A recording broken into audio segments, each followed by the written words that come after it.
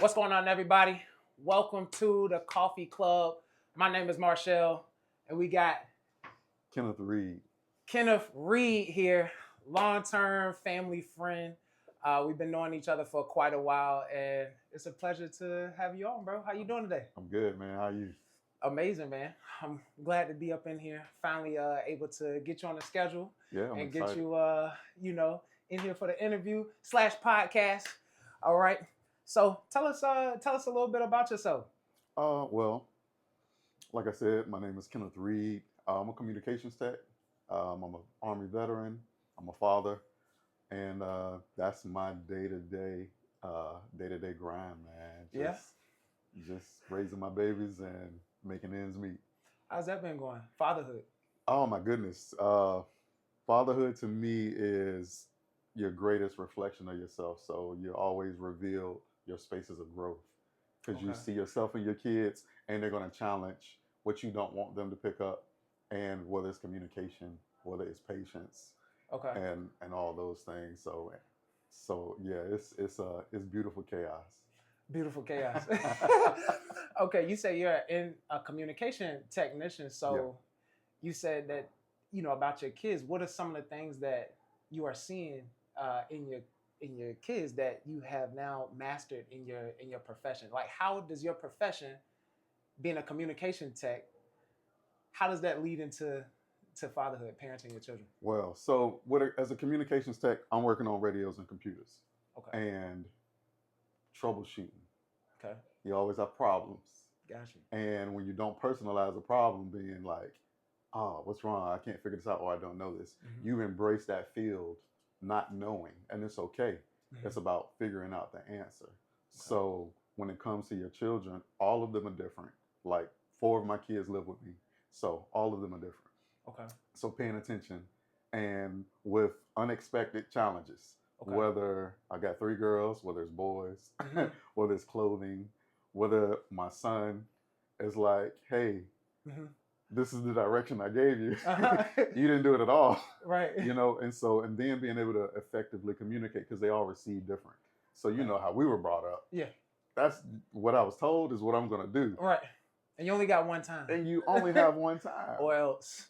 And you didn't want to, whether be disrespectful or let your parent down or whatever the case may be. These kids definitely process things differently or get easily distracted.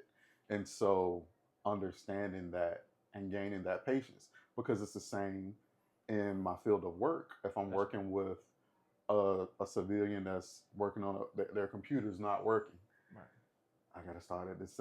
Is the power on? You know what I'm saying? Like right. Things of that nature. I go all over again. Right. You know what I mean? Okay. And it's not like, no, I'm not saying this to discredit you, but these are things that happen.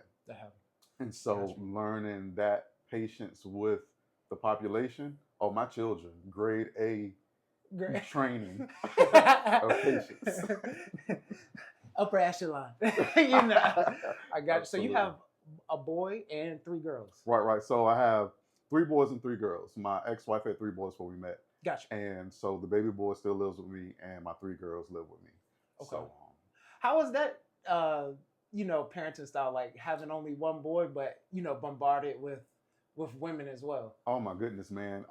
Even recognizing how my girls receive things different from boys. Because my boys, it's like, I'm raising a man. Like, right. What are we doing? Right. Like, this is what I told you. My girls, I have that tone. Right. Oh no, baby, like what's going on? Like, no. Like, I'm just redirecting you. Like, you don't have to think you're in trouble. Gotcha. And so it caused me to be mindful of my tone, my cadence, and things of that nature, which is like a daily, because I have a heavy voice as it is. I was in the Army, like, whatever, you know what I mean? Yeah. I'm an athlete, like prior athlete. So that type of, interaction and understanding how to be lighthearted, because they're so innocent, when they're younger. So, and they might do something by mistake or whatever the case may be. So still instilling the lesson of this was a mistake, but we can avoid it. This is why I need you to listen to what, what my direction was. So how does that, now being a parent, you're kind of like a natural born manager. Right. So how does that lead into your managerial skills when you're talking to an employee or someone that's up under you, how does, reprimanding your children, controlling that tone of voice, knowing even if it's a male that you're dealing with, how does that transfer into your career? Man, so just the simple communication, the personability. Mm-hmm. Because with my girls, like if I'm having to do their hair, Mm-hmm. or if they're wearing certain outfits and, Daddy, what does this look like? You know what I mean? So I'm not gonna be the stoic.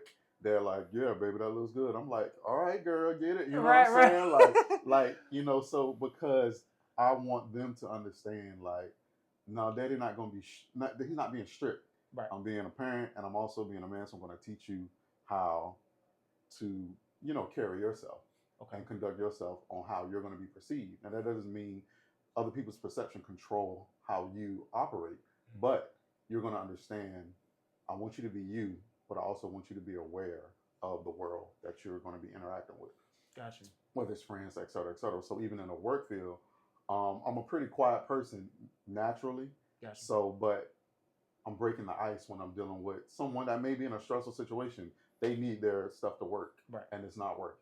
And it's like, all right, well, we're going to figure it out. You know what I mean? Like, I'm going to come with a positive, lighthearted energy because they're already stressed in a certain dynamic. So, gotcha, having that practice with my girls, because it gets me out of my shell, or just with my kids. My son is one of he come to just try to make me laugh, right, and be silly as all get out. And I needed that because anybody know me growing up, mm-hmm, it was dress right dress. Like, that doesn't make any sense. Right. Like, what are we doing? Like, right, clearly we could have avoided this. So right, with the kids, just teaching me that ability to adapt, okay, in whatever environment, whether it's higher ups, mm-hmm, and that's easy peasy. You know what I mean? Military, right, cool deal. But at the ground roots was like, no, this radio needs to work, this computer needs to work. Okay. And you might be stressed out and you might be frustrated and irritated. Mm-hmm. It's not for me to personalize it. It's for us to, okay, but let's focus on what the issue is and let's work towards solving it. So, okay. So what got you into wanting to troubleshoot problems? Like, what made you want to be a problem solver? So this is interesting because, I went to school for sociology. I worked in the mental health field for quite a bit. Gotcha. For probably 10 to 15 years. And in the Army, I was a signal support, so I worked on radios. And that was grade A, straight troubleshooting. Mm-hmm. This is a problem. How are you going to figure it out? What are you going to, do to figure it out? Because there's a mission at hand. From my mental health field, mm-hmm, that's all we're doing is addressing problems. Mm-hmm. And we're trying to mitigate small problems from turning into big problems. Okay. Or if it's a huge problem, how did we get here? What control you have? What can you control? What can't you control? Mm-hmm. And so much of our childhood trauma experiences, programming, all those things, mm-hmm, play a big part in it. Mm-hmm. So I've always been a natural problem solver when it came to people. Okay. So that background helps me in the field in communications because it's like I get to work on the person, mm-hmm, and the equipment. Gotcha. Because your energy towards your equipment, mm-hmm, the solution can be right in front of your face, but if you're so frustrated, you know what I mean, you're not gonna see it because of that moment. So I try to be a beacon of peace and diffusement and de-escalation. Okay. So, and you said a little bit about mental health. How do you deal with that stress, like on the job, especially like if it's a big breakdown or if you got like a team member? How do you handle that stress? Because being a technician, that's a pretty like dependable job. Like a lot of employers depend on their technicians to, make sure production is still, right, efficient. Right. So how do you deal with the stress of when a problem does arise? How do you compartmentalize all of that to be able to get the job done? Man, the reality of it is focusing on the solution, and because you clearly don't know what occurred, and you're going to be working with other people. Right. So everybody putting their heads together to be like, this is a symptom, or this is a symptom, or this could lead to this. Mm-hmm. And you can have a whole lot of conversations to go around admiring the solution, gotcha, or actually, trial and error. Okay, well, let's fix this, or see if this is the issue. Okay, that wasn't it, on to the next. Gotcha. And so it's imperative to be even keel because I can't get flustered and overwhelmed because I'm going to miss information, right, that I need. Mm-hmm. So it's really like not personalizing the chaos, Okay. because I have to stay even keeled. Because if I'm getting flustered, frustrated, In your team. it's not conducive at all, Right. and it's not gonna help us get towards the solution at all. Have you ever been frustrated on the job before? Um, Definitely, absolutely. And so then when you're having conversations, um, cadence and tone, Mm-hmm. and then just the man that I am, Right. it's like they probably maybe a little afraid right now, and it's Right. like, no, I don't want you It's to not. be afraid. Right. This is the issue. This is what I'm communicating, and your response is telling me that you're not processing what information I'm giving. Mm-hmm. Like, and to remind, like, this is for us to work together. It's Gotcha. not for me to say I'm right and you're wrong. Mm-hmm. It's for us to work together because the problem still existing. So, you know, with that being said, you're never going to be perfect. Right. Things are going to happen whether you get into an uncomfortable situation or uncomfortable conversation, and you just kind of move on accordingly. Gotcha. So I know that we're athletes.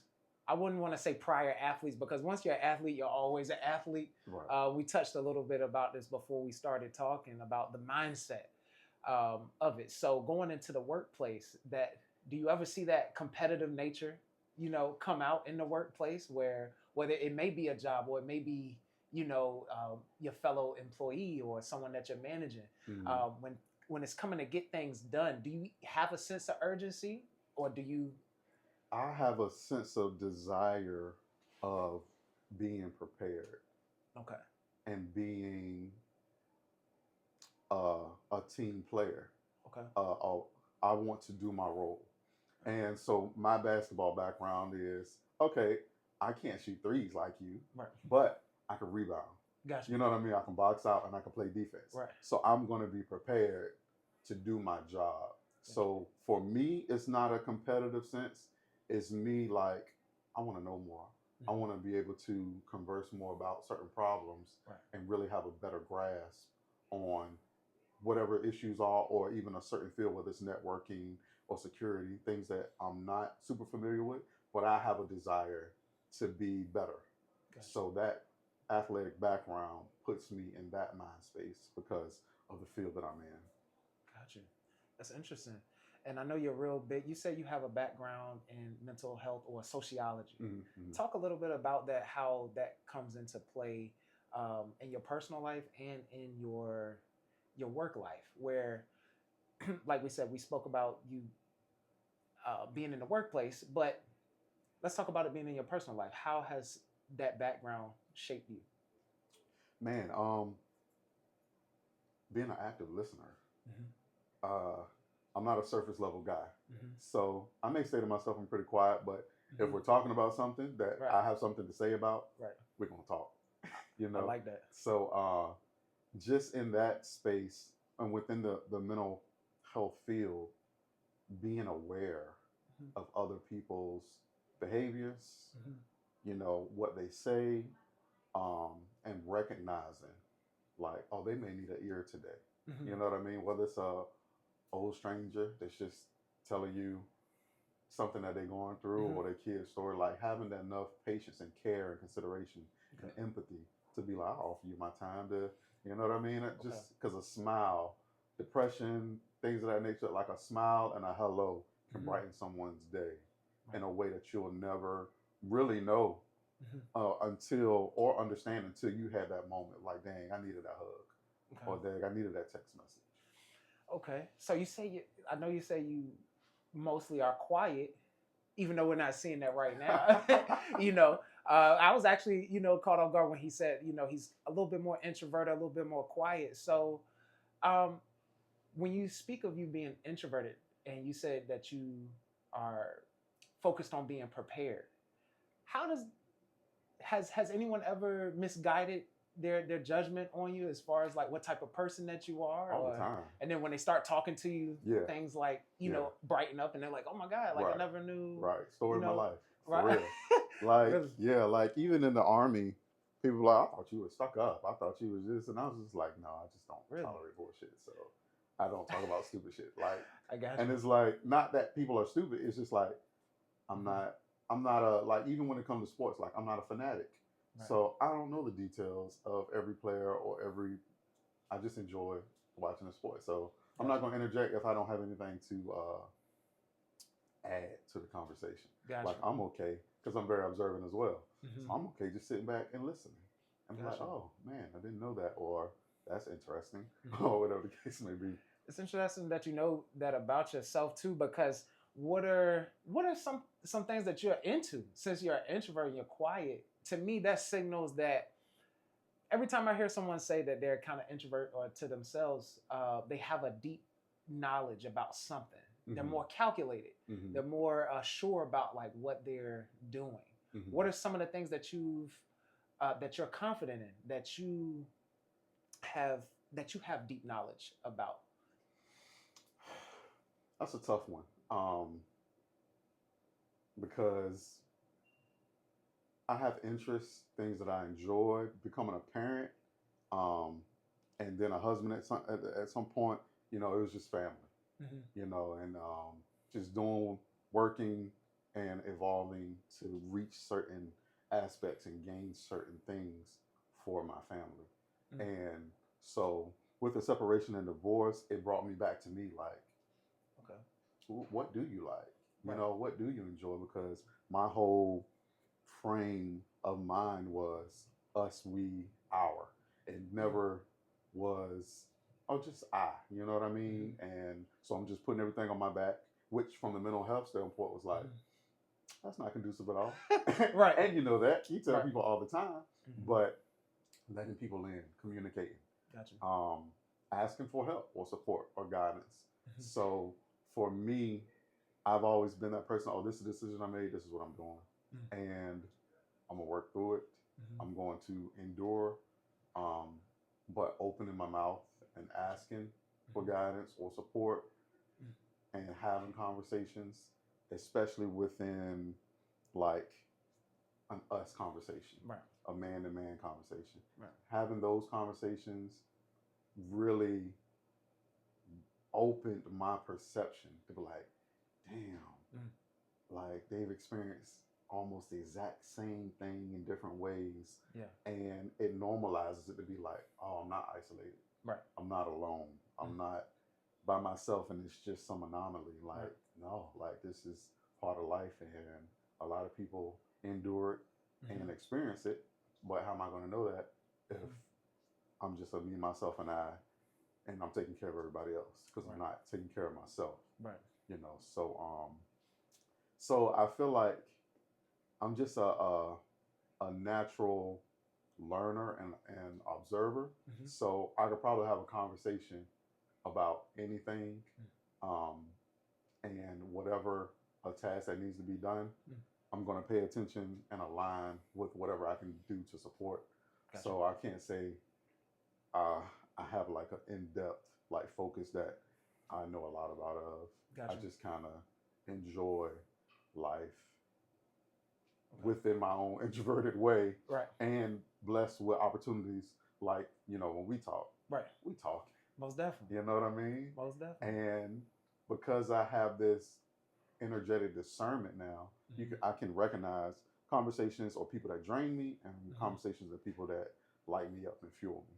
And so now with that way of life, because I'm already mindful of who I surround myself with, now I'm even more mindful of who gets my presence because it's important. Right. I mean, we know this, you know, who you surround yourself with and all these things, but when you are really mindful of it and intentional about it's a new experience. Right. Yeah.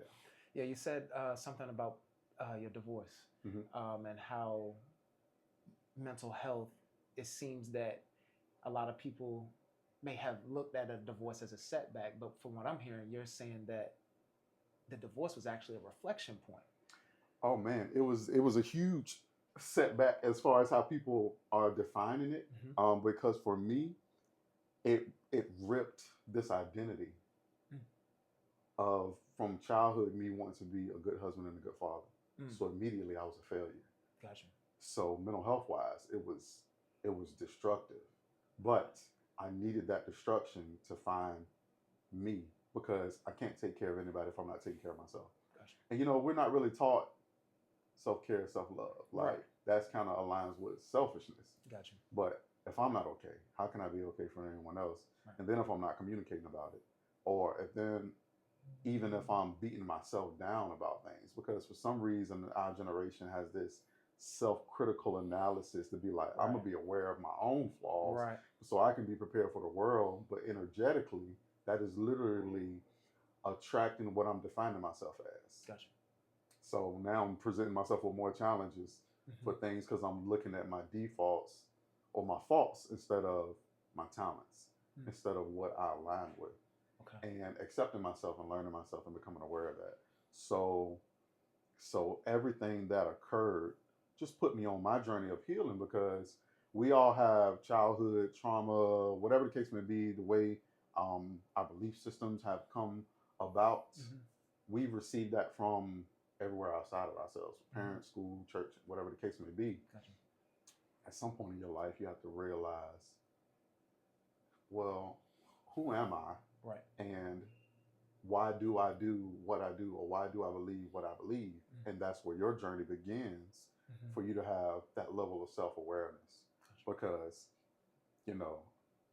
I was definitely one of those guys that be like, yeah, I go from 0 to 100. Like, and people don't get to see that often. So they're like, what? Right. Nah. And then when they do, they're like, oh, that's different. That's different. Wasn't expecting that. Yeah, So, and to recognize, like, oh no, I don't go from 0 to 100. I suppress so much and kind of just endure and accept. Then it implodes. Right. So, I have to be mindful of that.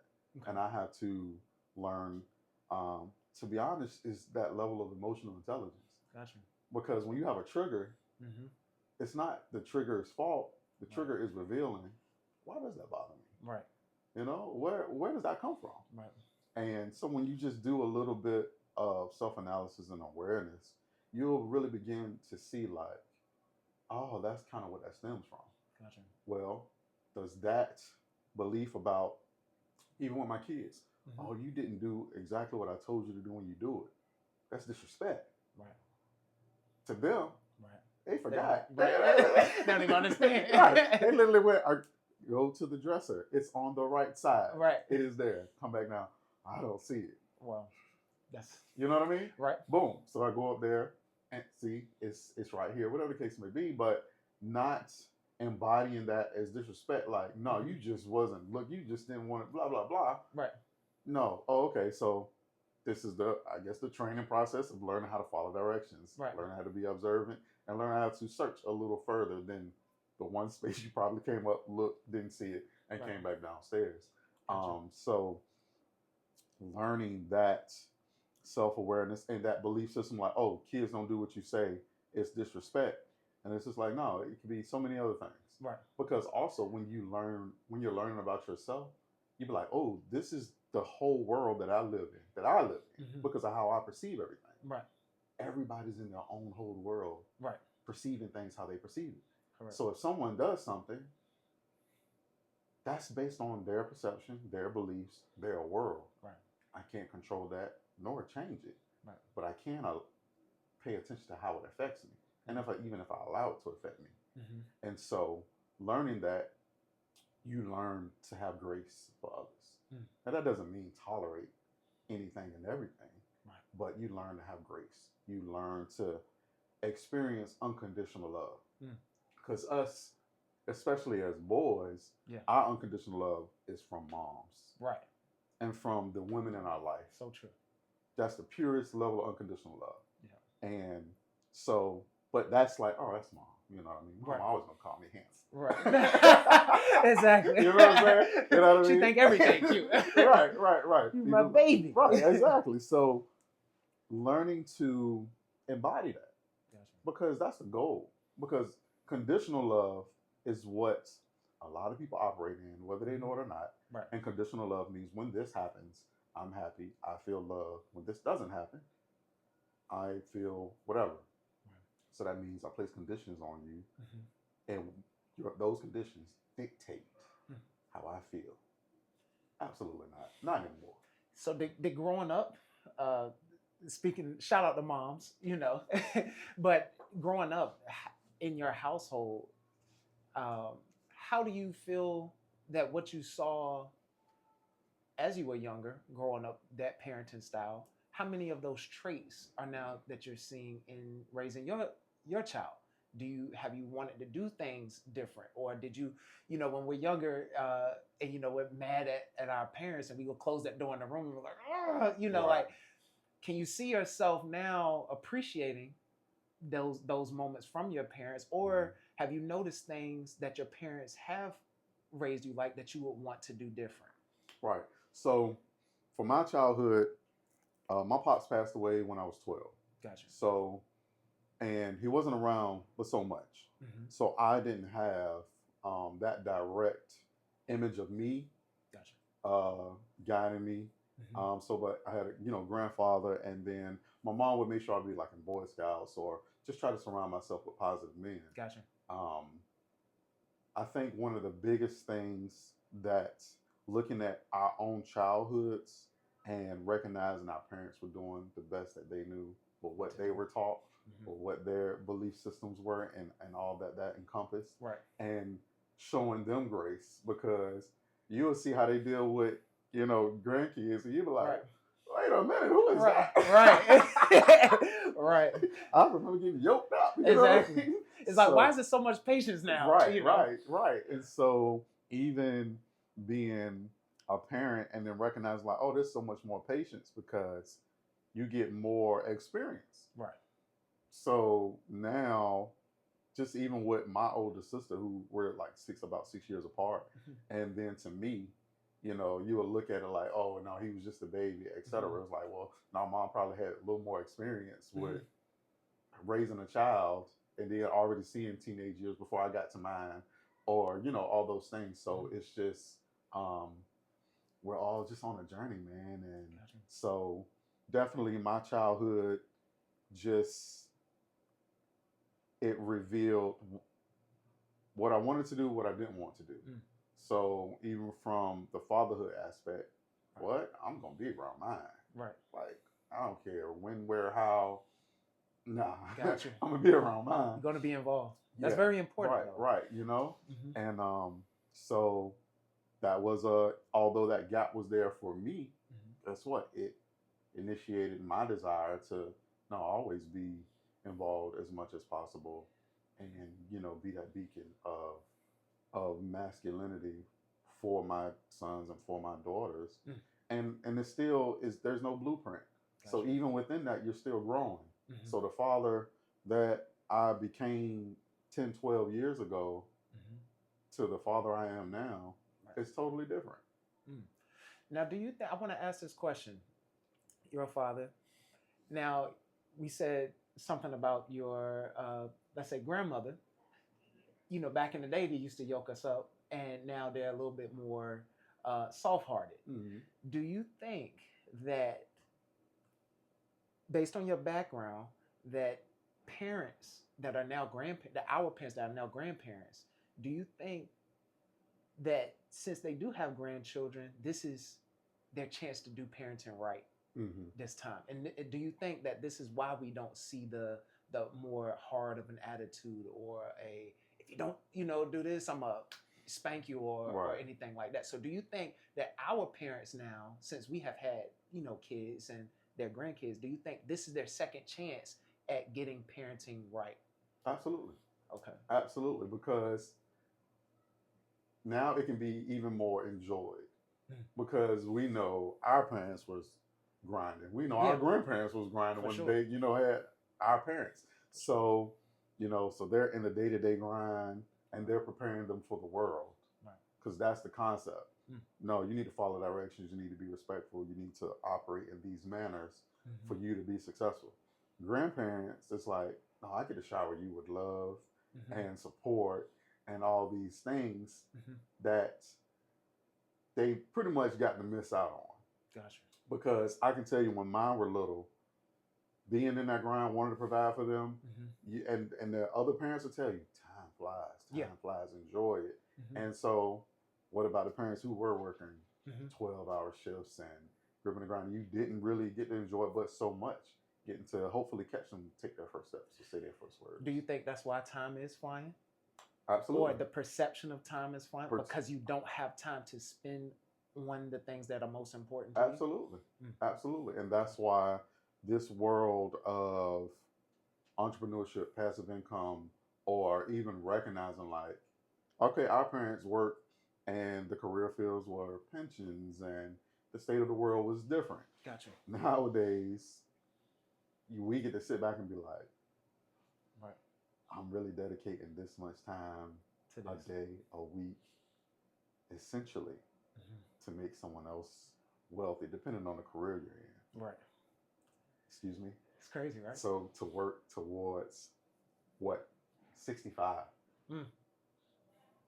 And say, oh, well, you know, men, we're expected to live how long? Right. So I only get what?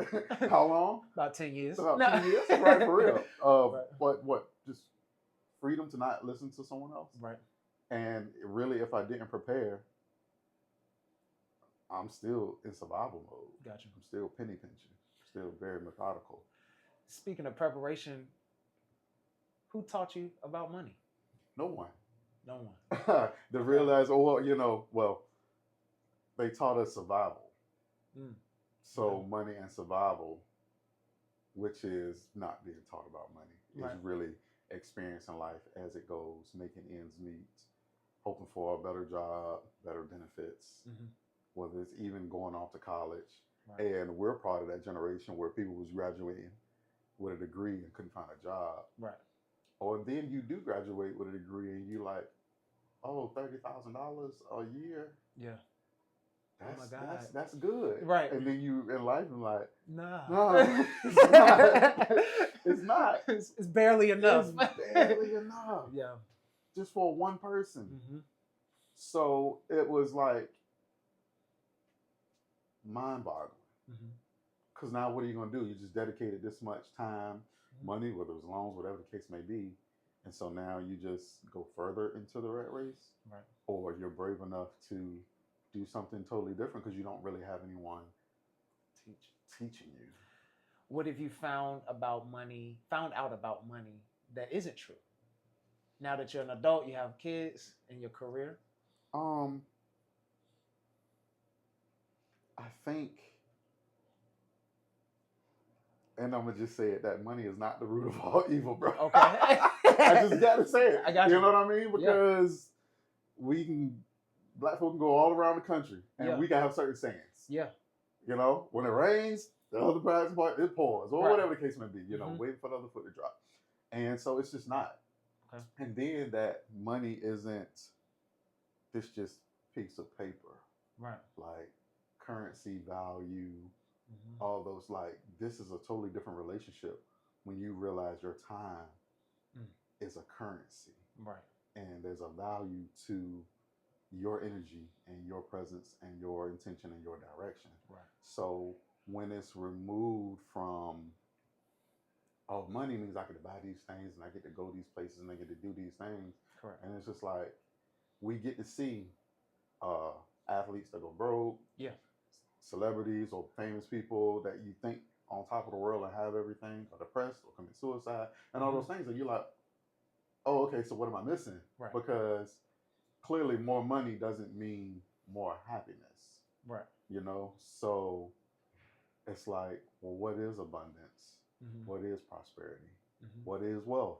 Right. And now we're at a stage where we understand wealth is freedom. Right. And allowing my children to be able to experience enough of life in a certain perception to be able to expand their knowledge of themselves. For me, I need you to know you. Right. And I need you to understand that you are always changing. Yeah. The only thing that's constant is change. Right. That's okay. So be exposed to different music, be exposed to different ways of life, be exposed to the world in a way where you're learning and absorbing, so you can know what brightens you up, what makes you, you know, what you're interested in. So learning that money was so much more than just a paycheck and money to be able to buy stuff and to be able to keep the lights on and a roof over your head. Like, and that's just it's just a different relationship. Because if money is always that, you're just going to always, you're going to really confine yourself to just working harder. Right. And not necessarily smarter. Right. And not learning to make this currency work for you. Gotcha. All these types of things. Like, we're not taught at all. It's really wild. And that's a big problem. It's huge. Yeah. It's everything. Like, money, not only change is important, but changing your pockets is also important. Absolutely. And I think one of the biggest misconceptions is, and I would like to share it with you, is the millionaire is always invested into the billionaire. And what I mean by that is it's the mindset, right? So a lot of times where I've noticed coming along where, I mean, I've been in business since 2015, and at the end of the day, when you listen to the parallel, and this doesn't mean that you're going to be a millionaire or a billionaire, but if I had a choice, I'd rather be a billionaire. So I'd rather model the habits, model the perception and the effort that it's going to take to get there. And you start realizing that it's actually easier to become a billionaire than it is a millionaire. And I want to explain why. The reason that is because we have this conception of and perception that investing is the way. So you'll come across certain millionaires that say, hey, oh, you need to invest in defense tech. You need to invest into crypto. You need to invest into stocks, Tesla, all of the big things. Where when you go and ask a billionaire, what are you invested in? What does he say the most important investment is out of the entire world? He said, whether it's a he or she, my best investment was in myself. So if you want to be someone of stature, to me, it made sense and it clicked. Well, I don't have to invest into Tesla. I don't have to invest into Bitcoin. I don't have to invest into this company, because it's essentially investing is high level gambling. So instead of gambling with $300 to $500, hoping to, let's say, get a sports pick, or let's say you're at the blackjack table, you're now gambling with $25,000 to $100,000. Why do they always say investing is risky? It's because essentially everything is risky if you don't put that money on yourself. Because technically you're the only person that you know. I can come to you with a beautiful business plan, tell you, hey man, like this is what I'm gonna do. And on the back end of it, you don't know what's going on in my personal life. You don't know after this meeting, I may have an argument with my wife and we may be going through a whole, divorce or split up, or one of my employees quits on me or whatever. We don't know, because once you sign the contract, okay, I'll take the $25,000. Thank you. And all of a sudden, if you've ever invested into a company before, it's hard to get in contact with the founder again. It's like now, if I want to look inside of the books or the financials, it's like, what do you don't trust me? It's not that I don't trust you. It's I've now lost control. Investing, to me, outside of yourself, makes you as the individual lose control over yourself. That is the one thing that stresses you out. It gets you worried at night. You can't sleep. And the only thing that you can do to cope with it is to, let me research more. Maybe I don't know more about wealth. Oh, let me go to this conference. Let me go to this networking event. When you go to these networking events, and I've found that everyone there is wanting something. They're trying to connect with you per se. But on the other side of this, the main person that they're trying to get in contact with is a producer. Millionaire want to fight to get your attention. The billionaire has the attention because he's in production. When a new building comes up, you hear people talking to you about it. The person tries to sell you a unit. The billionaire, you never hear it. Because why? He's the one who built it. So if you go and look at the the perception of, let's say, $1 million listings. If you ever looked at this TV show, well, basically it's based in New York.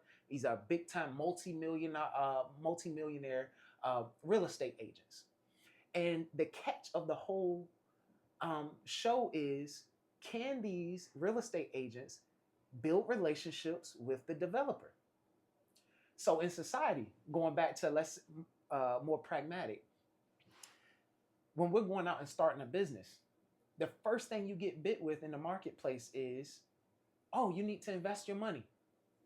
I need to invest in Bitcoin. I need to invest in the stock.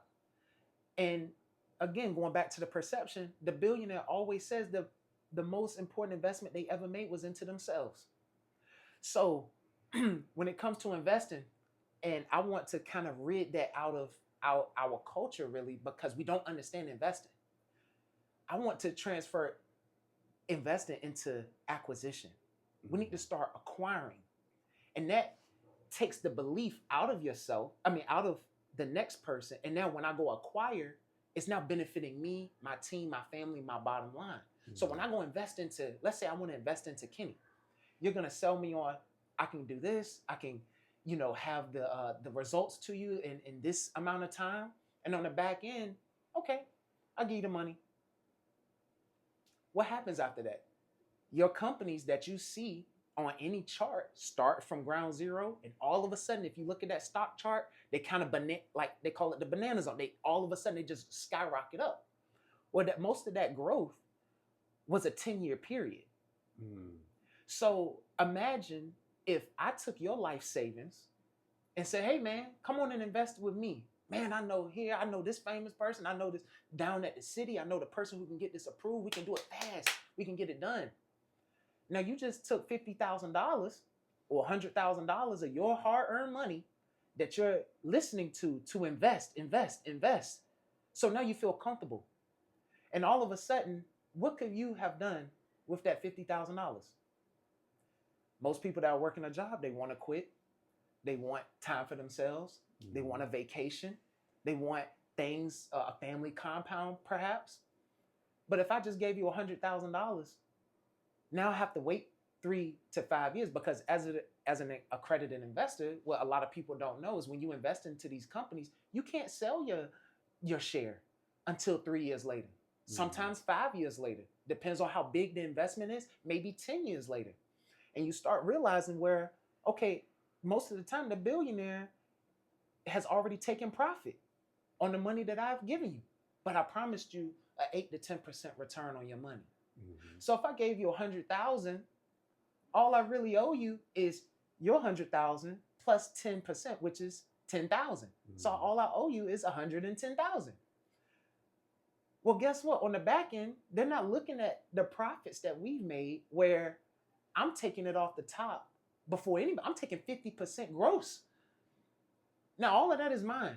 What does that say for you as the so-called investor versus changing your perception and realizing, like, man, I done got caught up into this person's perception. I have gotten caught up into this person's passion, this person's belief. And now how I look at it is, now I'm taking my money and now I'm believing in you more than I believe in myself. Mm. And what a lot of people don't understand is that money that you have in your savings is to buy you time to figure it out. Mm. It's not for you to go take your life savings. You work 10, 20 years, you got 100,000 or 500,000 saved. And now all of a sudden the right thing to do is go invest into someone else or in someone else's business. Mm-hmm. We need to start realizing that 50,000, that 100,000 is more useful to you, the individual that worked for it and that's really passionate. And this is why they say every time you spend money, it's an emotional response somewhere in your body, whether it's $5, $100, $1,000. You feel something before you spend. Mm-hmm. Now imagine doing that and then going and investing into, let's say, a friend's company, or better yet, Tesla, someone you don't even know. All you have is a great perception. Oh, he's a trillionaire. He's going to make you a return. Like they say, most of the time you hear about it on the TV or on social media, it's already too late, because the upside, you're getting, now you're investing, and what's the first thing that happens? Your portfolio starts going down. It's like, well, dang, like, I know I'm supposed to invest, but the stock's down 8% today. The stock's down 10%, and you're like, man, I just put 100,000 in, and then I lost 10,000, and then all of a sudden you got to watch more videos to help you cope, because what's happening? You're now losing the emotional response. You're now losing trust into the project. Oh, I can't get in contact with anybody. I don't know what's going on. Like, how am I gonna get my money back? Man, if I can just get back to break even, I'm out of here. You know? And that's a big problem where, guess what? If you would have taken that same $100,000 is a lot of money when it's spent on yourself. A lot of the times where we're so into getting and learning about other things, going back to what you said, you got to know yourself first. You got to know what matters to you. How much of this money do I need? Versus, okay, I hear what you're saying to the, let's say, the stranger, or beautiful, beautiful cup, man. I mean, amazing. But you're expecting me to come out of my pocket instead of taking care of myself first. How many times have we gone to Christmas, right? And it gets right there at Christmas time, and then you're like, man, all of a sudden you can come up with $3,000 to $5,000 in a moment. And then guess what? You know what you think? Man, I wonder what I could have did with that money. Right. Like, dang, like, we could have bought this, but it's Christmas, we've been working all. You start that coping mechanism all over again, because my biggest issue is they've marketed self-neglect to everybody. They don't want you to sit here and have a positive outlook on, let's say, okay, if I have $10,000, how do I break this up? You may not know the skill, but if I give this person the $10,000, I don't have a chance. All I have is waiting time, 5-10 year waiting time. If I can go to a conference, let's say I spend $3,000 on a conference or 2 conferences, I now, for myself, can now go learn something, can go make a connection. I can now buy into, a lot of times people don't understand, you have to pay to, this is a pay to play system. So you have to pay to get into certain rooms of certain stature. Now, if you're spending $10,000 into their project, but guess what? You didn't get invited to the ball after. You didn't get invited to the private meeting after, because guess what? That private meeting was reserved for the people who paid the $3,000. Now you're betting on the founder. He's taking your money, going to these conferences, making more connections with me and you. You're thinking they're doing business, but at the end of the day, in this capitalistic society, it's all self-interest. No matter how you want to package it up, how you want to do any of it. You're taking my money and I'm trusting you. And in business, unless we got a contract, there is no trust. It's only worry, it's only stress, and it's only disappointment.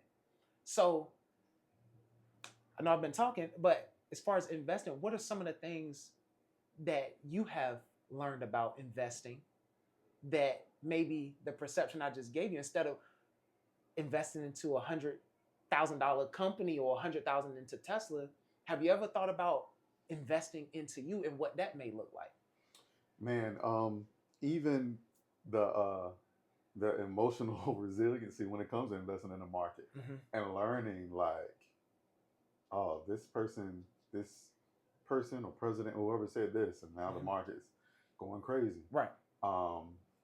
And how that's also being presented as, oh, it's a long-term thing though. You know what I mean? Like, so it's a long term. So you let it go and sit. But what am I doing for me right now to change my living circumstances? So even just exploring, well, do I go and get a master's? Do I go and get some IT certs? Right. You know what I mean? Thinking of the normal, well, investing into myself may be education to hopefully get a better job, to work for someone else.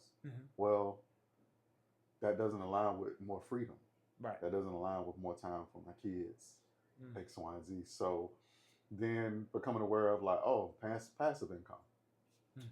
Well, how do I do that? You know, so definitely have opened my mind to opportunities, but still figuring out, well, but what aligns with me? Right. You know, I'm not afraid of a challenge, but if this doesn't really align with my temperament, my way of life, my level of interaction even networking. Mm-hmm. Like that means talking to strangers. Right. Right. You know? Exactly. And so there's nothing wrong with talking to strangers, but I have to have some sort of foundation of why Mm-hmm. I'm talking to strangers. So what we can talk about. So just being in an open mindset to learning that, because I've been exposed to it and felt what felt what aligned with my beliefs, felt what aligned with my way of thinking, my way of life, what I was willing to do, the work that I was willing to do or not do, along with being a parent, being a family man, becoming a single parent, and literally doing everything from a day to day basis uh, to find that extra time to hopefully build something to gain back, Your time. you know,